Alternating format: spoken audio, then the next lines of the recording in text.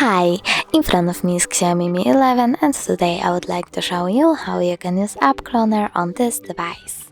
Firstly, you need to go into Settings. Now scroll all the way down, click on Apps and choose Dual Apps. Over here, pick one of the available ones, for example Facebook, and click on the switcher next to Dual Apps. Then tap on Turn On, and when I go back, I can see that Facebook was successfully cloned.